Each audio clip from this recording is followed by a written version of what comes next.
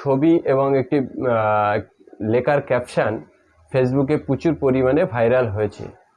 এখানে একটি নাম ভেসে আসছে, আলী নওয়াজ। এখন এই আলী নওয়াজ কে? এই আলী নওয়াজকে চিনতে গেলে সবার আগে মনে রাখতে হবে, সবাই আলী নওয়াজ হতে পারে না। কেন সবাই আলী নওয়াজ হতে পারে না? গত বছর প্রতিমা বিসর্জনের সময় হঠাৎ বানভাসী ঢেউ আসার ফলে বেশ কিছু মানুষ, মানে অনেক মানুষ সেই বানভাসিতে তলিয়ে গেছিল।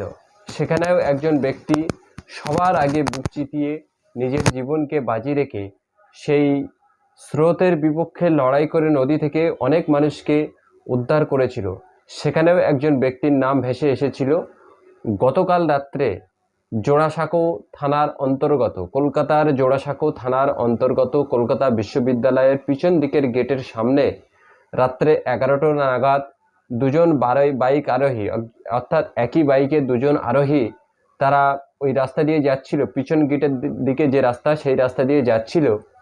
এখন যেতে যেতে বাইক আরোহী যিনি চালাচ্ছিলেন এবং পিছনে যিনি বসেছিলেন, তাদের বয়ান অনুযায়ী তাদের বাইকের চাকাটি পিছলে পড়ে যায় এবং পড়ে যাওয়ার ফলে যিনি বাইক চালাচ্ছিলেন সেই আরোহী অত্যন্ত গুরুতরভাবে মাথায় আঘাত পান এবং মাথায় আঘাত পাওয়ার ফলে ওই ব্যক্তি রাস্তায় রক্তাক্ত অবস্থায় পড়েছিল।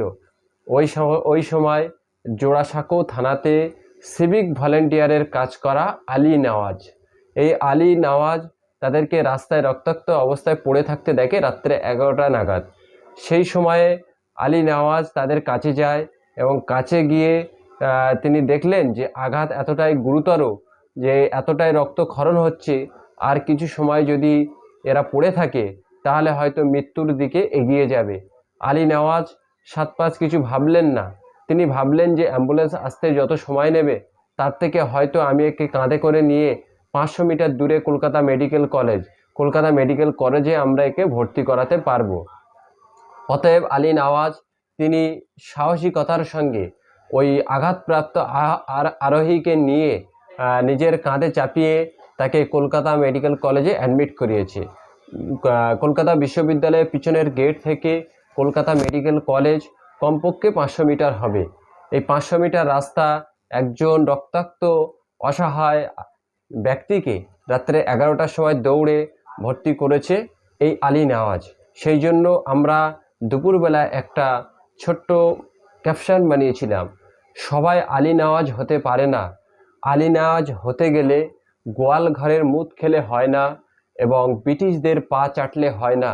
যারা ব্রিটিশদের পা চেটেছিল তারা আজকে নাকি রাষ্ট্রবাদী হয়ে গেছে, আর যারা ব্রিটিশদের সঙ্গে বীর বিক্রমে লড়াই করে লক্ষ লক্ষ মানুষের জীবনের বিনিময়ে যে দেশকে আমরা স্বাধীন করেছি, শুধুমাত্র বিজেপি বিরোধী অন্য রাজনৈতিক দল করে বলে তারা নাকি রাষ্ট্রবাদী হতে পারে না।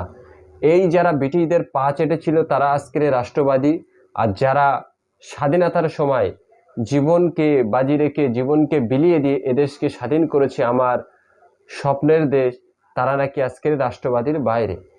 একথা বারবার বলে এ বাংলার মাননীয় বিরোধী দলনেতা। সেই বিরোধী দলনেতার ব্রেনকে গোয়ালের গোবর এবং কুকুরের ব্রেন একসঙ্গে মিক্সচার হয়ে গেছে।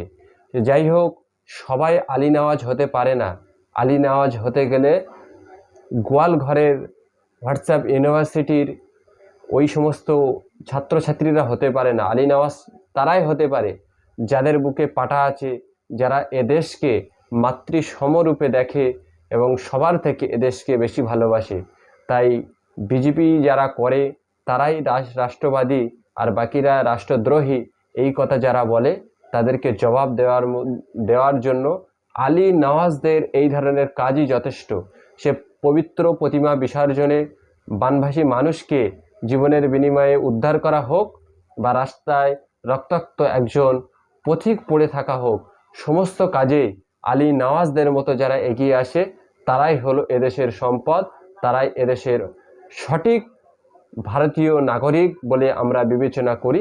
যারা গোয়াল ঘরে হোয়াটসঅ্যাপ ইউনিভার্সিটিতে থাকে তাদেরকে আমরা ভারতবাসী বলে মনে করি না। এই জন্যই 1919 সালে যখন ভারতকে সর্বতোভাবে স্বাধীন করার জন্য পরিকল্পনা নেওয়া হচ্ছিল, তখন এরা ভারত থেকে মুসোলিনির কাছে গিয়ে দীক্ষা নিয়েছিল। অতএব এদেরকে আমরা রাষ্ট্রবাদী, দেশভক্ত কিছুই মানি না। তারা যতই নিজেদেরকে রাষ্ট্রবাদী বলুক, আমরা রাষ্ট্রবাদী তাদের বলি যারা আলী নওয়াজের মতো কর্ম করে বেড়ায়।